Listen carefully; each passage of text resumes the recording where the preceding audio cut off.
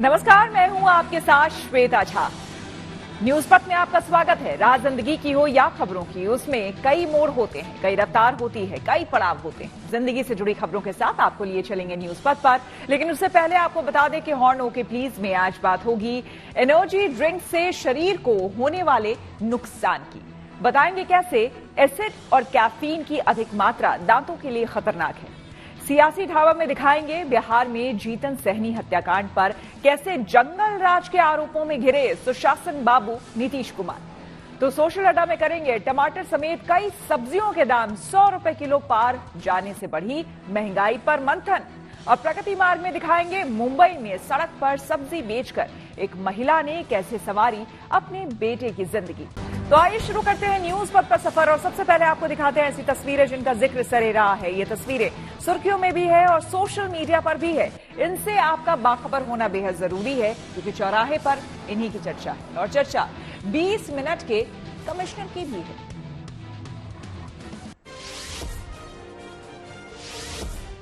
जम्मू कश्मीर के डोडा में शहीद हुए कैप्टन ब्रजेश थापा की मां ने एक भावुक बयान दिया जो वायरल हो गया। दरअसल उन्होंने कहा कि 15 जनवरी को उनके बेटे का जन्मदिन आता है और 15 जनवरी को ही आर्मी डे आता है, इसलिए उनका बेटा आर्मी के लिए समर्पित हो गया। जांबाज कैप्टन ब्रजेश थापा की मां ने बताया कि वो दोबारा इसी महीने छुट्टी पर आने वाले थे। कैप्टन ब्रजेश थापा दार्जिलिंग के रहने वाले थे और महज 26 साल के थे। उनके पिता भी कर्नल रैंक से रिटायर हुए थे। फिर अभी जुलाई में आने वाला था छुट्टी, बट अभी ये सब इंसिडेंट हो गया तो अभी तो 26-27 के था, वो 26 प्लस का था। मतलब बॉर्न एंड ब्रॉट अप भी आर्मी है।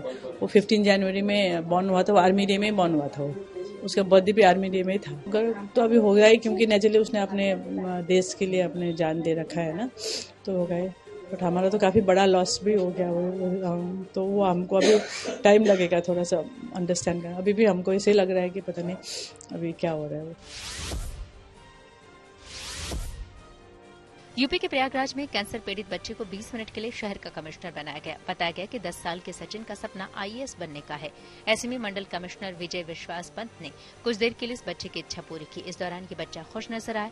इस मौके पर सचिन ने कहा कि वो हार नहीं मानते हैं। सचिन को रेब्डोमायोसार्कोमा नाम की एक दुर्लभ कैंसर की बीमारी है जो 1 लाख बच्चों में से एक बच्चे को होती है।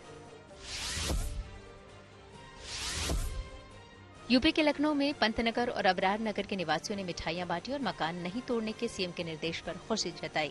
दरअसल दावा है कि पिछले दिनों सिंचाई विभाग, एलडीए, नगर निगम और जिला प्रशासन की संयुक्त टीम ने विकास कार्यों की दलील देते हुए इन मकानों को तोड़ने का नोटिस चिपका दिया था। इन मकानों को प्रशासन ने अवैध बताया था, लेकिन फिर लोगों ने प्रदर्शन तेज कर दिया। इस बीच यहाँ के लोगों ने सीएम से मुलाकात की। फिर सीएम ने तुरंत साफ किया कि सभी के घर सुरक्षित रहेंगे और वहाँ कोई बुलडोजर नहीं चलेगा। साथ ही जिन अधिकारियों ने भ्रम फैलाया उनके खिलाफ सख्त कार्रवाई की जाएगी। बहुत धन्यवाद योगी जी का, उन्होंने हमारा घर बचा लिया। बहुत बहुत धन्यवाद। हमारी बातें रंग लाई भाई, मीडिया वाले ने हमारी बातें सरकार के पास पहुंचाई। बहुत बहुत धन्यवाद कहते योगी जी का, मोदी जी का बहुत बहुत धन्यवाद। बहुत धन्यवाद उनके लिए, योगी जी को बहुत बहुत धन्यवाद। जीते जाएंगे हम।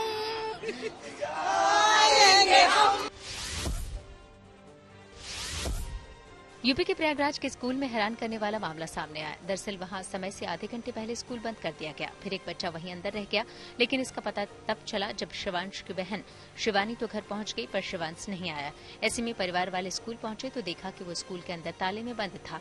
फिर बच्चे को बाहर निकाला गया।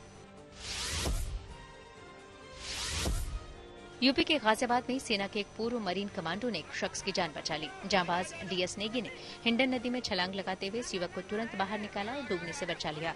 वहीं इस युवक के परिवार वालों ने बहादुर डीएस नेगी का शुक्रिया अदा किया। जिंदगी का सफर सुहाना हो, इसके लिए सावधान रहना जरूरी है। रोजमर्रा के आपाधापी में कुछ देर बैठकर सोचना समझना भी जरूरी है कि आपके आसपास क्या हो रहा है और जो कुछ हो रहा है उससे हमारी जिंदगी, हमारा परिवार कैसे प्रभावित हो सकता है। इसलिए हॉर्न बजाकर बाखबर करने वाली खबर जरूरी होती है। और आज की ये खबर एनर्जी ड्रिंक्स से दांतों को होने वाले नुकसान से जुड़ी है। लोगों में एनर्जी ड्रिंक्स की बढ़ती हुई लत हैरान करने वाली है, क्योंकि ये एनर्जी ड्रिंक्स इंस्टेंट एनर्जी बढ़ाने की चाह रखने वालों के बीच तेजी से लोकप्रिय हो रहे हैं, जबकि ये हमारे स्वास्थ्य के लिए बेहद नुकसानदायक है। वहीं एक रिसर्च में यह दावा किया गया है कि एनर्जी ड्रिंक से हमारे दांतों को नुकसान पहुंच सकता है। इन ड्रिंक्स में आमतौर पर साइट्रिक एसिड की मात्रा अधिक होती है, जिससे उनकी शेल्फ लाइफ बढ़ जाती है। लेकिन जब इसका इस्तेमाल किया जाता है तो साइट्रिक एसिड हमारे दांतों के एनामल को नष्ट कर देता है। ऐसे में एनर्जी ड्रिंक से दांतों को होने वाले नुकसान से खुद भी सतर्क हो जाए और दूसरों को भी सावधान करने के लिए हॉर्न बजाए।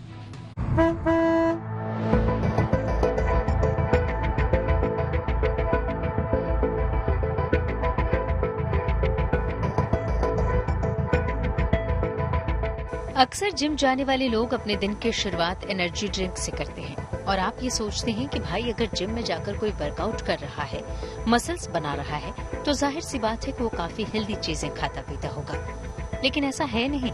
दरअसल सुबह एक्टिव होने के लिए जो एनर्जी ड्रिंक पिए जाते हैं उनमें भारी मात्रा में कैफीन होती है और ये कैफीन आपके जिम में की गई सारी मेहनत पर पानी फेर देता है। हाई कैफीन वाले ये एनर्जी ड्रिंक्स शरीर को बहुत नुकसान पहुंचाते हैं।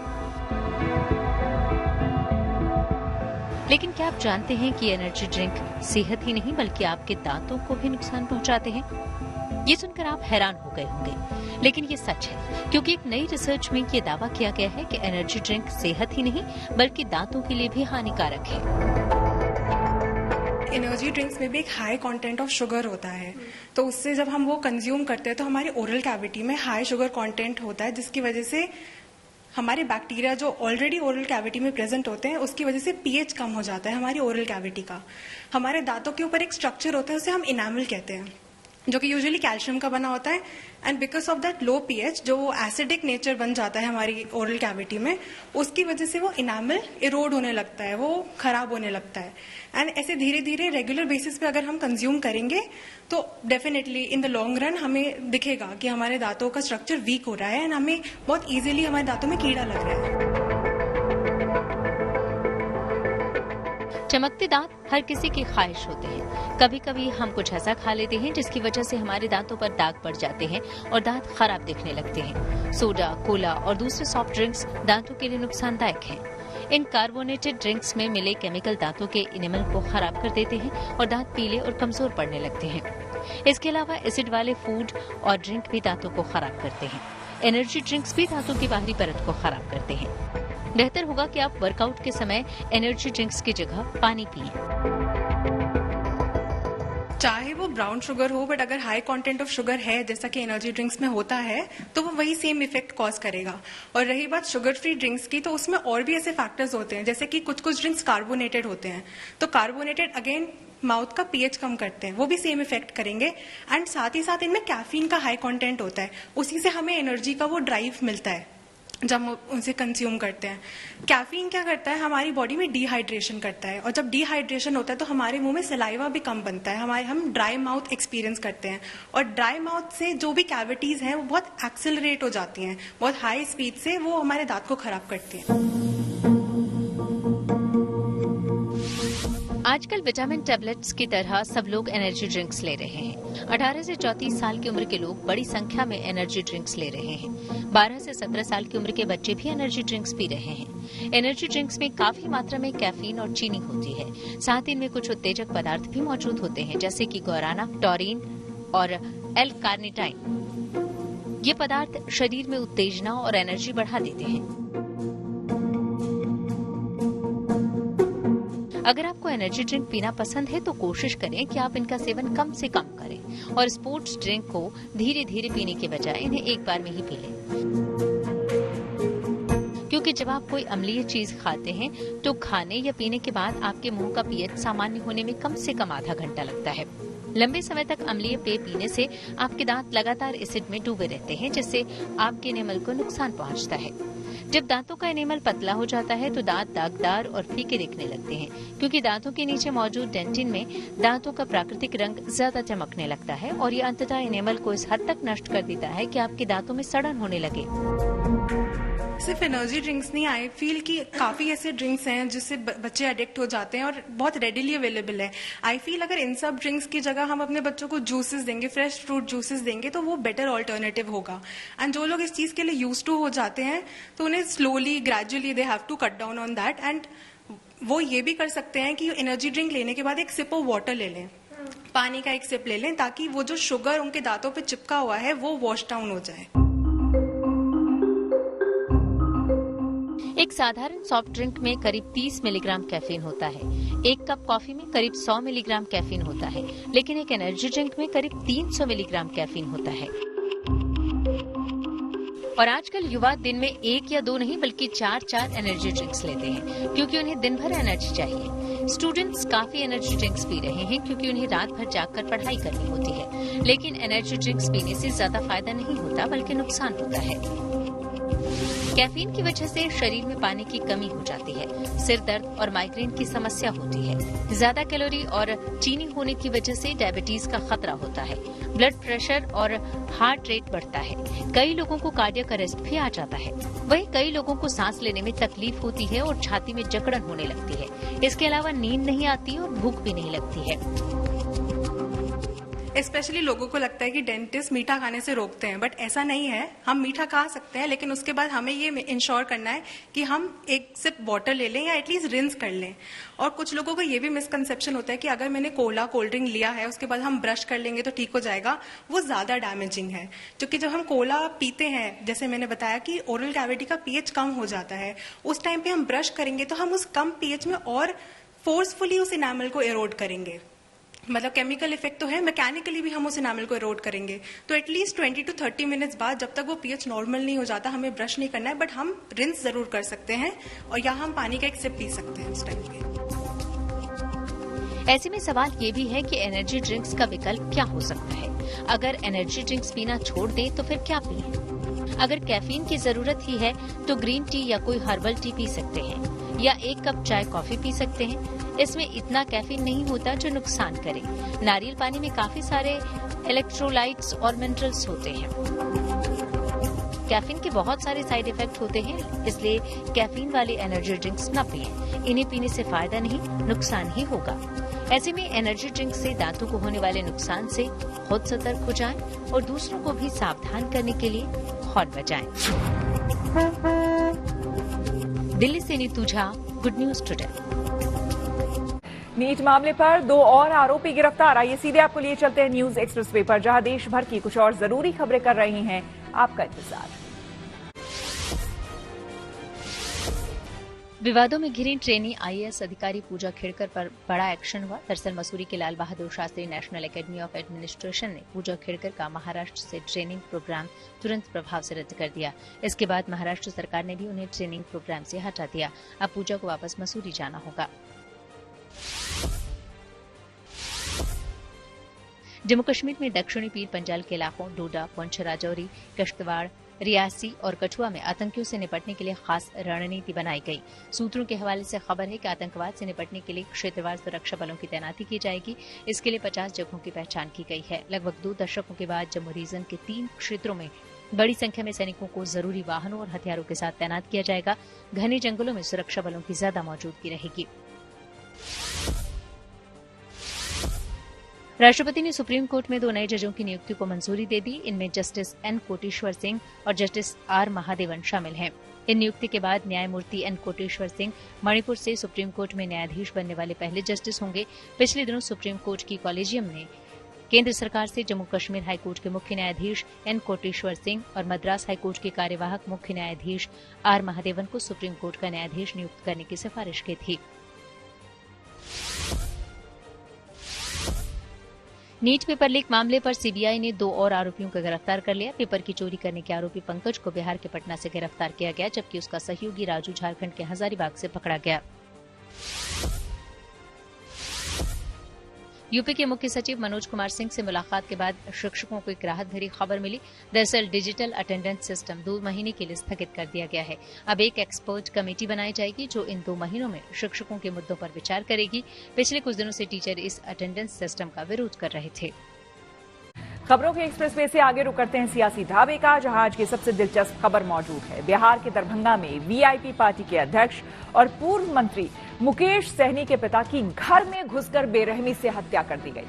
पुलिस का दावा है कि वो जल्द ही अपराधियों को गिरफ्तार कर लेगी और 2 संदिग्धों को हिरासत में लेकर पूछताछ भी की जा रही। लेकिन इस हत्याकांड के बाद बिहार में सुशासन बाबू की सरकार पर सवाल खड़े हो रहे हैं, क्योंकि जिस लालू राज को नीतीश कुमार जंगल राज बताकर सुशासन के दावे के साथ बिहार की सत्ता पर काबिज हुए थे, उसी सुशासन पर यह दाग लग चुका है। इस हत्या को लेकर आरजेडी समेत विपक्षी दलों ने राज्य के कानून व्यवस्था पर सवाल खड़े किए।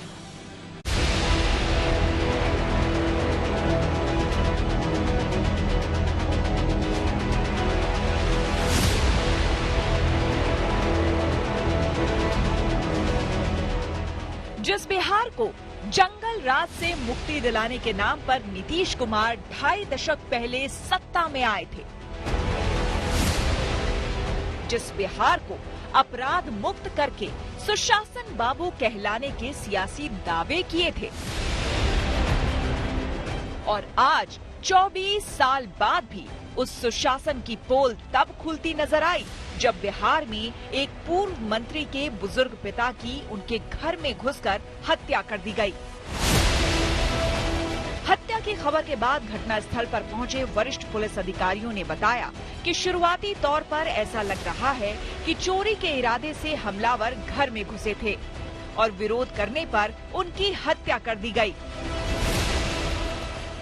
अभी तक की घटना की जांच से हम लोगों को ये लग रहा है कि रात में किसी टाइम यहाँ पर इस घटना को अंजाम दिया गया है।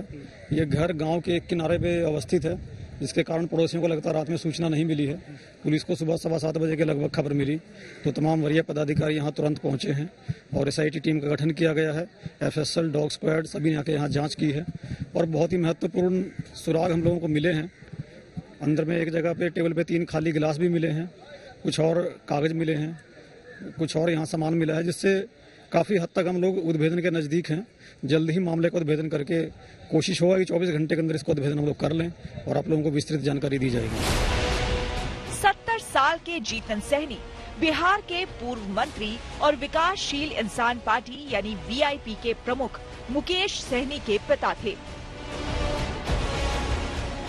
ये वारदात दरभंगा के घनश्यामपुर थाना के जीरत गांव की है, जहां जीतन सहनी 8 साल पहले ही पत्नी के निधन के बाद से अपने घर में अकेले रहा करते थे। माननीय मुख्यमंत्री नीतीश कुमार जी से भी बातचीत हुई है, गृह मंत्री श्री अमित शाह जी से भी बातचीत हुई है और आदरणीय लालू प्रसाद यादव जी से भी बातचीत हुई। तमाम हमारे जितने भी शुभचिंतक हैं, राज्य के लीडर और देश के नेता, सभी लोगों से बातचीत हुई है और सभी लोगों ने आश्वस्त किए हैं कि जो दोषी है उनको बख्शा नहीं जाएगा। मेरा तो राज्य सरकार माननीय मुख्यमंत्री जी से आग्रह है कि इस पे खुद ही संज्ञान लेते हुए जो दोषी है उसको सजा दी जाए। लेकिन जिस राज्य में पूर्व मंत्री के पिता की घर में घुसकर हत्या कर दी जाए, वो भी उस राज्य में जिसने सुशासन का दावा किया हो, तो सियासत तो सुलगेगी ही। सरकार अपराधियों को जल्द गिरफ्तार करने के दावे कर रही है, वहीं आरजेडी ने इस हत्या को लेकर राज्य के कानून व्यवस्था पर सवाल खड़े कर दिए। ये हम लोगों को भी जानकारी मिली है कि मुकेश सहनी जी के पिताजी की रात हत्या हो गई है। यह अत्यंत ही दुखद घटना है और सरकार इसे पूरा गंभीरता से ले रही है और प्रशासन और पुलिस अधिकारियों को सख्त निर्देश दिया गया है कि अपराधी किसी भी सूरत में बचना नहीं चाहिए। जिस तरह से बिहार की कानून व्यवस्था दिन प्रतिदिन बिगड़ता चला जा रहा है, यह बहुत ही दुर्भाग्यपूर्ण स्थिति है। सरकार का कोई भी नियंत्रण नहीं है कानून व्यवस्था पर। पता नहीं सरकार अदृश्य शक्ति कौन चला रहा है। सभी लोग जानते हैं कि जो आज स्थिति और परिस्थिति बिहार में उत्पन्न है, कभी भी किसी की हत्या हो सकती है। 38 जिला है, कोई ऐसा जिला नहीं है और छूता नहीं है जहां पर प्रतिदिन हत्या, बलात्कार और डकैती की घटना नहीं होती। मुकेश सहनी के पिता की हत्या के विरोध में आरजेडी प्रदर्शन पर उतर गई और विपक्ष के नेता राज्य के शासन से लेकर सुशासन तक पर सवाल उठाने लगे। जो जनसाधारण लोगों का हालत है, भगवान भरोसे छोड़ दिया गया है। नीतीश जी के शासन प्रशासन कान में तेल डाल के सोया हुआ है। सर, कल बेऊर में भी 2 बच्चों की हत्या हो गई। नहीं, बेऊर क्या, बिहार के हर जिले में रोज हत्याएं हो रही है और ये लोग अपने तंद्रा से, अपने नींद से जाग नहीं रहे हैं। भगवान भरोसे यहाँ की जनता को छोड़ दिया। आज मुकेश भाई के पिता की निर्मम हत्या हुई कल, ईश्वर उनको संभल दे। हम किससे सवाल पूछे? रिटोरिकल स्टेटमेंट मैं देख रहा हूं सुबह से, कुछ से कुछ बके जा रहे हैं, बोले जा रहे हैं कि ट्रंप को भी वो कमाल की बात है भाई। मतलब शर्म को, हया को कहां छोड़ा है? त्वरित कार्रवाई हो, और बिहार सरकार से अगर नहीं संभल रहा तो हाथ जोड़ के विनती करता हूं कि मुख्यमंत्री जी कह दें आई क्विट। और जो पहले जंगल राज के नाम की राजनीतिक बयानबाजी करते थे, अब वो सभ्य समाज से लेकर डोनाल्ड ट्रंप तक पर हमले वाली अजीबोगरीब दलीलें गढ़ने लगे। सभ्य समाज में अपराध को आप रोक नहीं सकते हैं, चाहे भले कितने सक्षम हो जाएं। उदाहरण तो अमेरिका है, ट्रंप है, उन पे हमला हो गया। अमेरिका से सर्वशक्तिमान तो कोई है नहीं, लेकिन उद्बोधन हुआ, हमलावर को मार गिराया गया। इसको कहते हैं अंकुश। तो राज्य सरकार अंकुश लगाना जानती है, इसलिए बिहार में कानून का शासन कहा जाता है। और मैं आपको कह देता हूं कि इसको गंभीरता से लेते हुए बिहार पुलिस 72 घंटे के अंदर इसका उद्बोधन कर देगी। हत्या के गुनाहगारों को सरकार गिरफ्तार करेगी और अविलंब गिरफ्तार करेगी। मंशा साफ है कि एसआईटी का गठन हुआ है, तो उसके पीछे की मंशा है कि जितनी जल्दी गिरफ्तारी हो सके। और हम तो इस दुख की बेला में इतना ही कहना चाहते हैं कि गुनाहगार को ऐसी सजा मिले कि पूरा बिहार देखता रहे कि यहाँ गुनाह मंजूर नहीं है। इतनी निर्ममता से जीतन सहनी की हत्या क्यों और किसने की, ये पता लगाना बिहार पुलिस की इस वक्त की सबसे बड़ी चुनौती है। और अब सवाल अपराधियों को पकड़ने का नहीं, बल्कि बिहार में अपराध पर लगाम लगाने का है। Bureau report, good news today.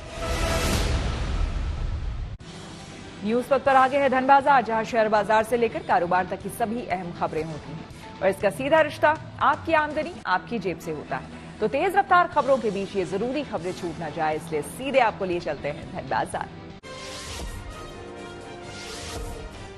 हफ्ते के दूसरे कारोबारी दिन शेयर बाजार में काफी उतार चढ़ाव देखने को मिला। कारोबार के आखिर में सेंसेक्स 52 अंकों पर 80,717 पर बंद हुआ। वहीं निफ्टी भी 26 अंक उछलकर 24,613 पर पहुंचा। टेक, आईटी और मेटल समेत कई सेक्टरों के शेयरों में तेजी रही। सोने चांदी की कीमतों में तेजी आई। दिल्ली सराफा बाजार में मंगलवार को सोना 550 रुपए उछला। इसके साथ ही अब दिल्ली में 10 ग्राम सोने की कीमतें बढ़कर 75,700 रुपए हो गईं। वहीं चांदी की कीमतों में भी उछाल रही। चांदी 400 रुपए महंगी हुई। दिल्ली में अब 1 किलो चांदी की कीमत 94,400 रुपए पर पहुंच गई। Car making company Hyundai motor India limited ने आज अपनी सबसे सस्ती और मशहूर माइक्रो एसयूवी एक्स्टर का नया सीएनजी वेरिएंट लॉन्च किया। कंपनी ने इस नए वेरिएंट को एक्स्टर हाई सीएनजी डुओ नाम दिया है। ये हुंडई इंडिया की पहली कार है जिसमें सीएनजी टैंक के लिए ट्विन सिलेंडर तकनीक का इस्तेमाल किया गया है। इसी तकनीक का इस्तेमाल सबसे पहले टाटा मोटर्स ने अपने सीएनजी कारों टाटा टिएगो, टाटा टिगोर में किया था। एक्स्टर हाई सीएनजी डुओ को कंपनी ने 3 वेरिएंट्स एस, एसएक्स और एसएक्स नाइट में पेश किया है। इस माइक्रो एसयूवी की शुरुआती कीमत करीब 5.5 लाख रुपए है।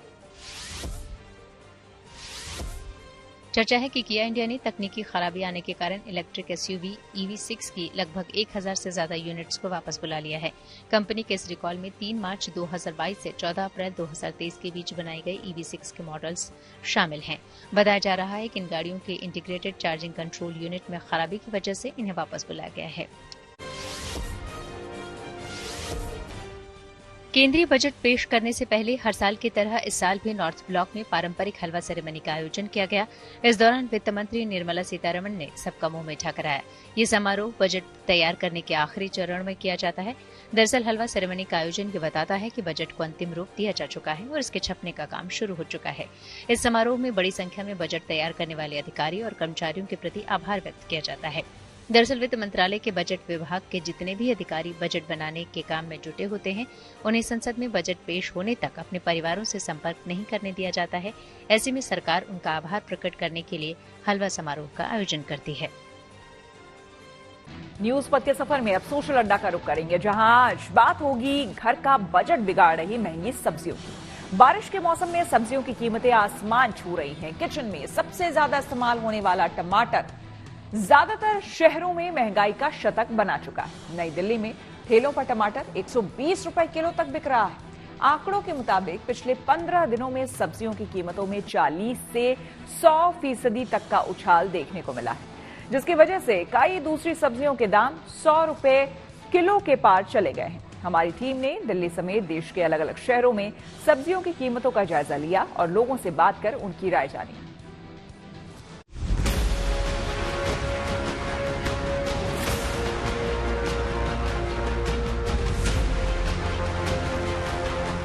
मैं आजादपुर मंडी आया हूं, दिल्ली की सबसे बड़ी मंडियों में से एक, जहां अलग अलग राज्यों से, इलाकों से सब्जियां पहुंच रही हैं। लौकी क्या हिसाब है आपके यहाँ? लौकी बिक रही 15-16 रुपए। 15-16 रुपए किलो है। बाहर आप जा रहे हैं तो आपको लगभग 60 से 70 रुपए किलो है। ये बैगन कहाँ से आता है? ये बैगन आता है जी अपना क्या नाम है, अचरौल से। अचरौल। अभी क्या हिसाब है यहाँ पे? इसका 20 रुपए किलो। ये बाहर 60 रुपए किलो बिक रहा है। बाहर 60 से 70 रुपए किलो बिक रहा है। वो अब यहाँ 20 रुपए किलो जो मंडी का रेट है। टमाटर क्या हिसाब मिला? 2000 रुपए। कितना किलो? 25 किलो। 25 किलो का 2000 रुपए। और पहले टाइम अभी 10-15 दिन पहले, महीने भर पहले कितना रेट था? 300-400 रुपए का 25 किलो था। यानी 300 से 400 रुपए में 25 किलो की ये जो क्रेट है टमाटर की, उसकी कीमत 10 से 15 दिनों में 2000 रुपए हो गई। आप समझ रहे हैं कि अंदाजा लगाइए, लगभग 6 गुना ज्यादा टमाटर की कीमत हुई है। क्या भाव है आलू प्याज के दाम? लहसुन आलू 40 रुपए किलो, प्याज 50 रुपए किलो। और अभी आगे क्या होगा ये पता ही नहीं पड़ रहा है। हमारी तो दुकानदारी आधी रह गई है। हमारे ये समझ में नहीं आ रहा मैं क्या बेचूं, क्या खाऊं और कैसे बेचूं, ये हमारी समझ में नहीं आ रहा। ग्राहक आ रहा, जिसको बताऊं मैं 40 रुपए किलो आलू, वो कहता क्या लूट रहे हो क्या? अरे मैं क्या लूट रहा हूँ, 35 रुपए किलो आलू आ रहा तो 40 रुपए बेच रहा हूँ मैं। काफी महंगे हो गए। टमाटर 100 रुपया किलो हो रहे, भैया सब सब्जियां महंगी हो रही है। 100 से नीचे तो कोई है ही नहीं है। जो लोग 1 किलो लेते थे वो आधी किलो में पार कर रहे हैं। जो चीजें पहले 1 किलो की सब्जी लेते थे वो आधी किलो की सब्जी लेकर के जा रहे हैं। मिर्ची पावर लेकर के जा रहे हैं, जहाँ 1 किलो आधी किलो लिया करते थे। प्याज है जो 50 की 2 किलो आती थी, आज वो 50 रुपए की 1 किलो आ रही है। रेट आसमान छू रहे हैं। जैसे टमाटर 120 रुपए किलो, 160 रुपए किलो नींबू मिल रहे हैं। टिंडा जैसी चीज 60 रुपए पाव मिल रही है। सेब के भाव हो गए? सेब के भाव हो गए। ये बढ़िया वाला सेब यदि अपन लें थाईलैंड वाला, तो वो सेब की टक्कर में है। लेकिन सब्जी की जगह सब्जी है और सेब की फ्रूट की जगह फ्रूट है।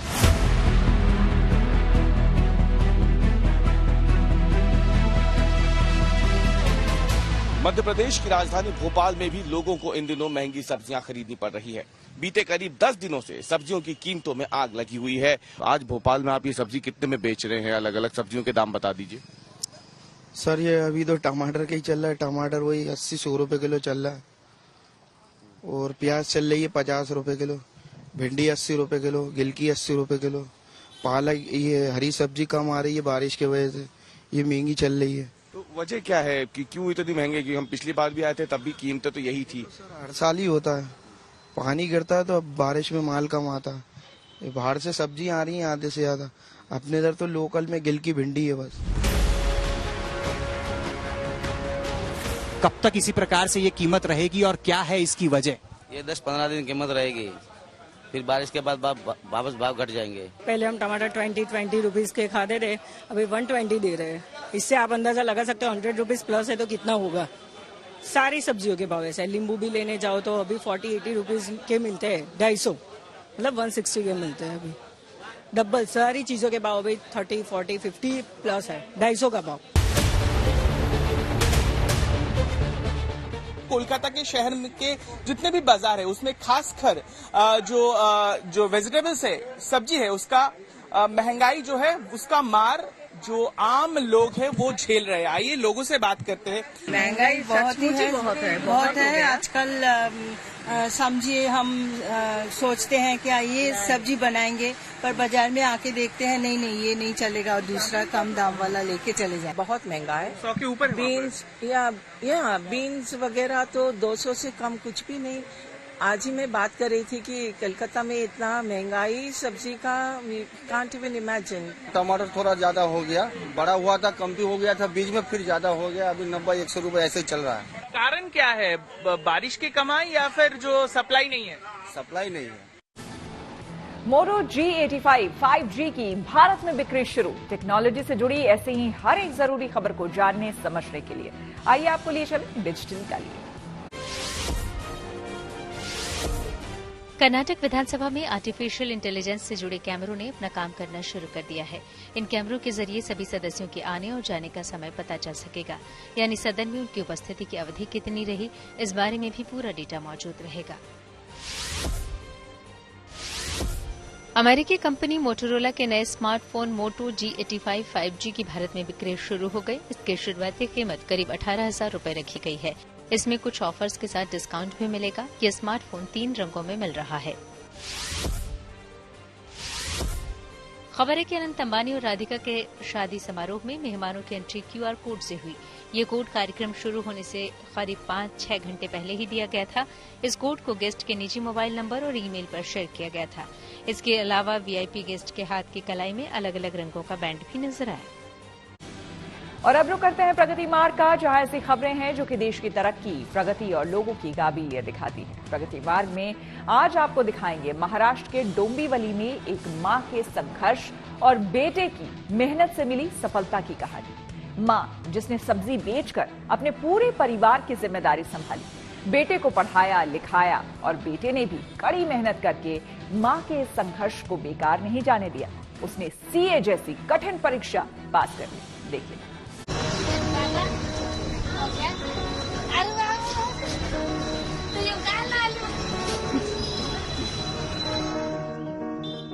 प्रतिभा के सूर्य को कठिनाइयों के बादल कितनी भी कोशिश कर लें, सफलता के आसमान में चमकने से नहीं रोक सकते।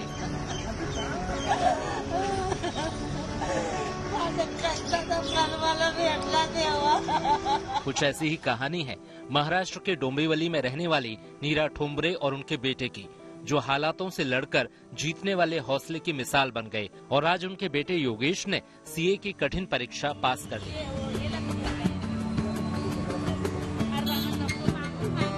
पति की मौत के बाद नीरा ठोंबरे के ऊपर पूरे परिवार की जिम्मेदारी आ गई। पति के जाने के बाद आर्थिक दिक्कतों से जूझने के बाद भी उन्होंने अपना हौसला नहीं छोड़ा। अब बेटे के लिए मां के साथ पिता की भी जिम्मेदारी उन्हें उठानी थी। ऐसे में उन्होंने सड़क पर सब्जी की दुकान खोलने का फैसला लिया। नीरा ने अपने बेटे की पढ़ाई में रुकावटें नहीं आने दी और बेटे ने भी पूरे जज्बे के साथ पढ़ाई की और आखिरकार सफलता हासिल की। आज मां की आंखों में खुशी के आंसू हैं और उनकी इस कामयाबी पर लोग उन्हें बधाइयां दे रहे हैं।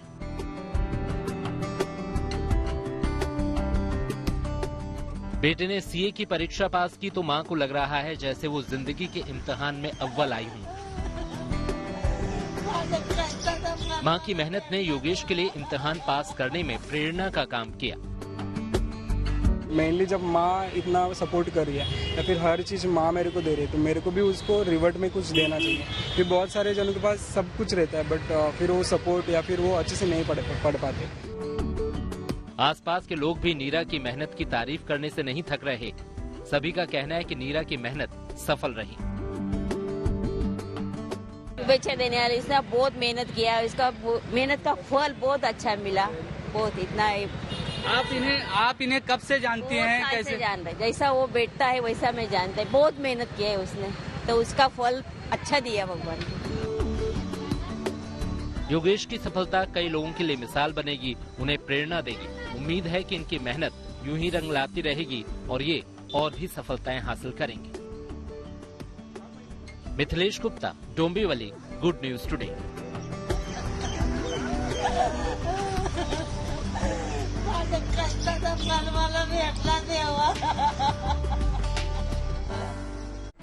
ट्रंप यानी कि डोनाल्ड ट्रंप राष्ट्रपति उम्मीदवार तो वेंस उपराष्ट्रपति पद के लिए प्रत्याशी घोषित। आइए सीधे आपको लिए चलते हैं न्यूज एक्सप्रेस पर, जहां देश दुनिया की कुछ और जरूरी खबरें कर रही हैं आपका इंतजार। रूस और यूक्रेन के बीच जारी जंग को लेकर अमेरिका ने एक बार फिर भारत के आगे गुहार लगाई। दरअसल अमेरिका ने भारत से अपील की है कि वो पुतिन से यूक्रेन में युद्ध रुकवाने के लिए कहें। इसके लिए अमेरिका ने दलील दी कि भारत के रिश्ते रूस के साथ काफी गहरे हैं। अमेरिका में डोनाल्ड ट्रंप को आधिकारिक तौर पर राष्ट्रपति उम्मीदवार घोषित कर दिया गया। उनकी रिपब्लिकन पार्टी ने विस्कॉन्सिन में हुए पार्टी के कन्वेंशन में इसकी घोषणा की। वैसे 3 दिन पहले हुए हमले के बाद ये पहला मौका रहा जब ट्रंप सार्वजनिक मंच पर नजर आए। इस दौरान उनके कान में पट्टी बंधी दिखाई दी। रिपब्लिकन पार्टी ने 39 साल के जेम्स डेविड वेंस को उपराष्ट्रपति पद का उम्मीदवार घोषित किया। उन्हें ट्रंप का करीबी माना जाता है। वेंस ने भारतीय मूल की उषा चिलुकुरी से शादी की है। रूस के राष्ट्रपति व्लादिमीर पुतिन का एक वीडियो सोशल मीडिया पर वायरल हो गया। इसमें वो एक कार में ड्राइविंग करते नजर आए। इस कार के मॉडल का नाम लादा औरा है। पुतिन ने इस कार को एक हाईवे के नए हिस्से के उद्घाटन के मौके पर चलाया। ये हाईवे मॉस्को से सेंट पीटर्सबर्ग के बीच बनाया गया है। बताया गया कि पुतिन को ये कार काफी पसंद है। इटली के सिसिली द्वीप पर एक बार फिर ज्वालामुखी सक्रिय हो गया, जिसके बाद वहां लाल रंग का लावा फव्वारे की तरह उड़ता दिखाई दिया। माउंट एटना ज्वालामुखी यूरोप के सबसे सक्रिय ज्वालामुखियों में से एक है। दिल्ली में मोहल्ला बस सेवा का ट्रायल शुरू हो गया है। इसका मकसद उन गली मोहल्लों तक बसों को पहुंचाना है जहां पर फिलहाल संकरी सड़कों और गलियों की वजह से सामान्य बसें नहीं पहुंच पाती। मोहल्ला बस 9 मीटर लंबी है। दिल्ली सरकार का दावा है कि इस कॉम्पैक्ट इलेक्ट्रिक बस से दिल्ली के लोगों को काफी सहूलियत होगी। तो आज से दिल्ली की सड़कों पे दौड़ेगी मोहल्ला बसें। जी हाँ, मोहल्ला क्लिनिक तो आपने सुना होगा, लेकिन आप जो मेरे पीछे इस वक्त देख रहे हैं ये है दिल्ली की मोहल्ला बस, जो अब दिल्ली की सड़कों पर आज से दौड़ने वाली है। आज से इन बसों का जो है मोहल्ला बसों का ट्रायल शुरू हो गया है और कुल जो इस बस की लंबाई है वो 9 मीटर रखी गई है। 9 मीटर इसलिए ताकि कुछ सड़कें, कुछ जगह ऐसी है जहां पे जो बड़ी डीटीसी की बसें है वो पहुंच नहीं पाती है, तो अब उन जगहों पे, उन रास्तों पे ये बस है मोहल्ला बस, अब वो जा सकेगी। आपको एक बार अंदर से हम जरूर टूर देंगे। ये जो पूरी बस है, ये 9 मीटर की बस आप देख सकते हैं, जिसमें 25 सीटें दी गई है, जिसमें से 25% जो है 23 सीटें दी गई है, जिसमें से 25% सीटें महिलाओं के लिए आरक्षित है। बाकी की जो सीटें हैं आप देख सकते हैं यहाँ पे 13 करीब लोग जो है वो स्टैंडिंग पोजीशन में यहाँ खड़े हो पाएंगे। मतलब 13 लोगों की यहाँ खड़े होने की जगह दी गई है। साथ ही साथ जो सुविधा सीएम केजरीवाल की ओर से दी गई थी महिलाओं के लिए की जितनी भी जो बस सेवा जो है वो फ्री रहेगी, वो इसमें भी सेम वैसा ही रहने वाला है। महिलाओं के लिए ये सेवा बिल्कुल मुफ्त रहेगी। और इसका अगर हम किराए की बात करें तो किराया भी लगभग ज्यादा नहीं रहेगा, 10 से 15 रुपए तक ही रहने वाला है। तो ये पूरी इलेक्ट्रिक बस, मोहल्ला बस, जो अब दिल्ली की सड़कों पे अगले महीने से दौड़ने वाली है। हर एक चीज एसी इलेक्ट्रिक बस है, चूंकि एसी पूरी फुल कॉम्पैक्ट एसी है, सीसीटीवी, हर एक चीज को मतलब सेफ्टी पर्पस को भी यहाँ पे पूरी तरीके से ध्यान में रखा गया है ताकि किसी तरीके की कोई दिक्कत आगे भविष्य में ना आए। तो ये पूरी जो बस बनाई गई है, करीब 2080 बस जो है अब दिल्ली की सड़कों पर अगस्त से दौड़ेगी। दिल्ली की उन जगहों पर जहां पर रोड बहुत ज्यादा पतली है, छोटी है और जहां बड़ी बसें नहीं जा सकती है। और खास तौर पर एक बात का और ध्यान दिया गया है कि मेट्रो कनेक्टिविटी जो है वो उसका ध्यान दिया गया। जो रूट है मेट्रो के आसपास वाले रहे, करीब 10 किलोमीटर का जो रूट है वो ये मोहल्ला बस जो है कवर करेगी। आज से इन बसों का ट्रायल शुरू हो गया है। 1 हफ्ते तक इन बसों का ट्रायल रहेगा, जिसमें जो शुल्क है वो भी बहुत मिनिमल चार्जेस रहेंगे।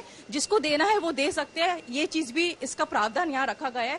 लेकिन महिलाओं के लिए ये सेवा एकदम फ्री है। आज से इन बसों का ट्रायल शुरू है, लेकिन अब अगस्त आते आते अगस्त से इन जो बसें हैं ये पूरी तरीके से जो है दिल्ली की सड़कों पर दौड़ेगी। कैमरा पर्सन लोकेंद्र पांडे के साथ मनीषा लड्डा, दिल्ली। सुमित नागल को रैंकिंग में बड़ा फायदा। खेल जगत से जुड़ी कुछ और इंटरेस्टिंग खबरों को जानने के लिए आइए चले खेल चक्कर। खबर है कि हार्दिक पांड्या श्रीलंका के खिलाफ वनडे सीरीज नहीं खेलेंगे। उन्होंने निजी वजहों से बीसीसीआई से ब्रेक मांगा है। हालांकि वो T20 सीरीज में टीम इंडिया के कप्तान हो सकते हैं। ये सीरीज 27 जुलाई से शुरू होगी। टेनिस खिलाड़ी सुमित नागल सिंगल्स रैंकिंग में 68वें स्थान पर पहुंच गए। उन्हें 5 स्थान का फायदा हुआ। ये उनके करियर की बेस्ट रैंकिंग है। इससे पहले नागल 71वें पायदान पर थे। बीसीसीआई सचिव जय शाह ने साफ कर दिया है कि जब टीम इंडिया के मैच नहीं होंगे तो हर क्रिकेटर को घरेलू मुकाबलों में खेलना जरूरी होगा। हालांकि इस सूची में सिर्फ 3 क्रिकेटरों को ही छूट मिलेगी, जिसमें रोहित शर्मा, विराट कोहली और जसप्रीत बुमराह शामिल हैं। बोर्ड के मुताबिक बाकी खिलाड़ियों को एक न एक मैच तो खेलना ही होगा। भारतीय महिला क्रिकेट टीम की कप्तान हरमनप्रीत कौर और शेफाली वर्मा को बल्लेबाजों की रैंकिंग में अच्छा फायदा हुआ। हरमन 3 स्थान ऊपर 12वें स्थान पर पहुंच गईं, जबकि शेफाली 2 स्थान चढ़कर 15वें स्थान पर आ गईं। वहीं स्मृति मंधाना 5वें स्थान पर बनी हुई हैं। यूरो कप का खिताब जीतने वाली स्पेन फुटबॉल टीम का स्वदेश में शानदार स्वागत किया गया। इस दौरान मैड्रिड की सड़कों पर विजय परेड में हजारों की संख्या में प्रशंसक जुटे। स्पेन ने हाल ही में इंग्लैंड को 2-1 से हराकर रिकॉर्ड चौथा यूरो कप खिताब अपने नाम किया था। इसी के साथ न्यूज पथ में मेरे यानी कि श्वेता झा के साथ फिलहाल इतना ही। देश दुनिया की तमाम पॉजिटिव खबरों के लिए आप देखते रहिए गुड न्यूज टुडे।